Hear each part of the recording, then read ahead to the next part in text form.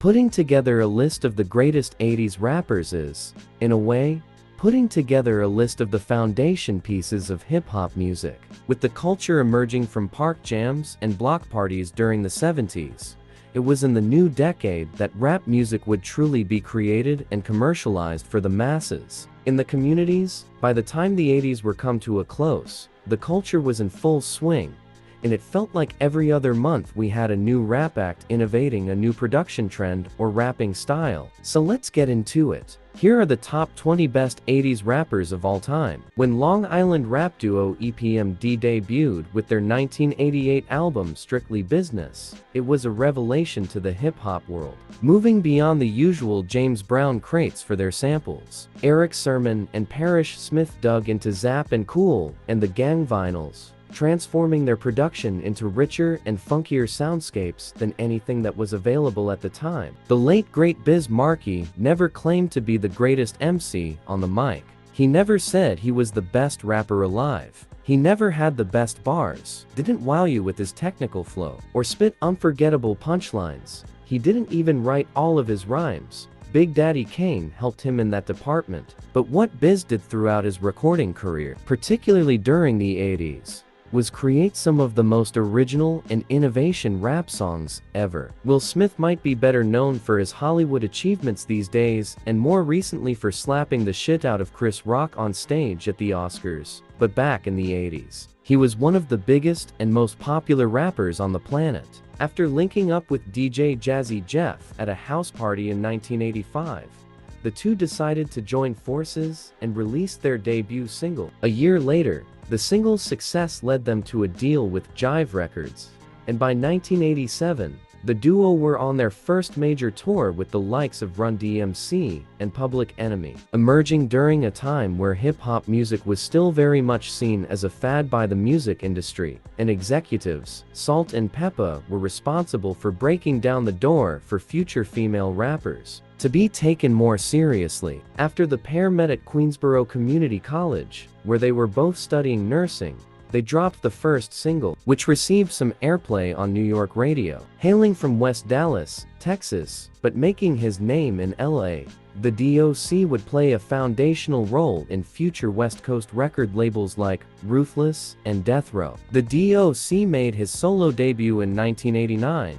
with No One Can Do It Better. With a blend of the Dallas rapper's super lyrical style and Dre's ultra-funky production, it was a match made in heaven, with the album going down as one of the best rap releases of the 80s. Roxanne Shantae was born to rap. At the young age of 14 years old, the Queensbridge teenager connected with Cold Chillin's Tyrone Williams, DJ Mr. Magic, and Marley Marl to record Roxanne's Revenge, one of the very first recorded rap diss songs in history, and the opening shot that led to the legendary Roxanne Wars. Being that this is a list of the best rappers of the 80s, you can safely assume that a lot of the featured names would also rightly fall into the most influential category, but perhaps none of them more than Kurtis Blow himself. Let's tick off a few of his records. First superstar rapper, first hip-hop artist to sign with a major label, The Breaks was the first rap song to be certified gold. It's unfortunate that MC Shan is more remembered for his war of words with KRS-ONE and being on the losing end of the bridge wars,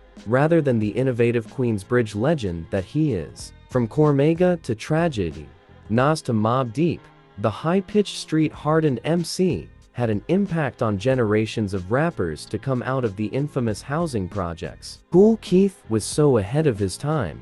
Some rap fans are still catching up to his rhymes on Critical Beatdown to this day. While the ultramagnetic MCs don't get the same sort of shine as other 80s rap great, their debut album Critical Beatdown is right up there with albums like that Criminal Minded and Paid in Full. With the late great Paul C and the genius CG primarily handling the production, the rappers, particularly Kool Keith, showcased their lyrical wizardry and proved why they were a golden age staple. Widely regarded today as the godfather of mafioso rap and one of the hardest MCs to ever lived, Kool G Rap didn't really come into his own until the early 90s. his only release during the 80s, which showcased his incredibly raw but captivating lyrical style, as well as his standout performance on the Juice Cruise, The Symphony, which featured G Rap going toe-to-toe with Kane on one of the greatest posse cuts in rap history. As soon as the rap game heard what G Rap had to offer on the mic,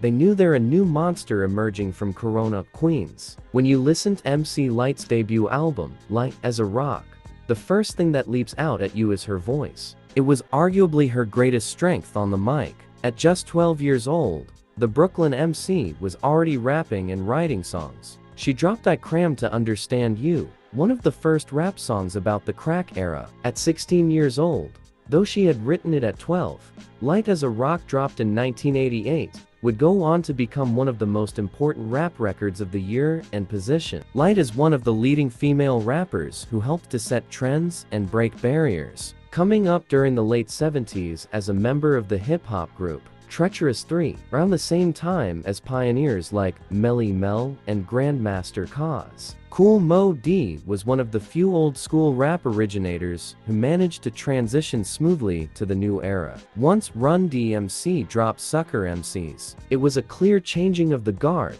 paving the way for the up-and-coming generation, and leaving a lot of the originators stuck in the past. Ice-T low-key has one of the greatest rapper catalogs of all time. Straight out the gate, the New Jersey-born, Crenshaw-raised rapper dropped 4 classic albums back-to-back. Ice dropped 6 in the Morning in 1986, and set off the whole West Coast gangsta rap movement. Up-and-coming West Coast rappers like Eazy-E and Ice Cube would be directly by the record. These days, it's easy to group Run-D.M.C in the old-school rap category due to the nature of their simple rhyme schemes, which were later disrupted by the likes of Rakim, G Rap, and Kane. While Slick Rick wasn't the most prolific rapper during the 80s, he more than made up for it with the sheer impact of his music. Consider the fact that La Di Da Di made him a star in 1985, and he was performing live shows and being heard on the radio years before his debut album even came out. And then The Great Adventures of Slick Rick dropped, and it was just a marvel. With vivid tales on tracks, the record established Slick Rick as the preeminent rap storyteller on his generation, and has gone on to inspire countless rap greats, including Nas, Jay-Z, and Biggie. Blessed with perhaps the greatest rapper voice of all time, Chuck D's booming baritone exuded authority and gravitas whenever he got on the mic to particularly important elements. When you're part of a group like Public Enemy, after dropping their debut album Bum Rush the Show in 1987, Chuck felt that the record sounded dated by the time of its release, especially compared to more innovative records like I Know You Got Soul. So they got back into the lab to create Rebel without a pause in response to the game-changing Eric B. and Rakim record. Kurtis Blow may have been the first superstar rapper, but no other MC in the 80s perfected the blueprint better than LL Cool J. As a 16-year-old from Queens, creating demo tapes in his grandparents, LL linked up Rick Rubin and Russell Simmons, who were forming what would become Def Jam Recordings. His debut single, I Need a Beat, also became Def Jam's first official release, and it wasn't long before he dropped his debut album Radio. Sparse, hard-hitting, and exciting, the record established LL as one of the pioneering new school rappers. People tend to forget that while Rakim was busy revolutionizing rhyme schemes, flow patterns, and rap lyricism as a whole, Big Daddy Kane was right there with him, transforming the landscape in his own way. While long live, the Kane came a little later than Paid in Full, the album was no less impactful. A blend of unforgettable punchlines, incredible charisma, and showmanship. Kane was the only lyrical king who could challenge Rakim for the throne. When you talk about hip-hop greatness, KRS-One's name should be the first that comes to your mind. In my opinion, there is no other rapper who so singularly personifies hip-hop culture than Lawrence. Making his name in the mid-80s a series of disses towards MC Shan, Marley Marl, and the Juice Crew, KRS-One became one of the most feared battle rappers of his generation. KRS was unique in that he was a pioneer in both the gangsta rap and conscious rap subgenres. There are moments in hip-hop history that are so profoundly impactful that you couldn't even imagine a time before it happened. Like when Grandmaster Flash and the Furious Five dropped the message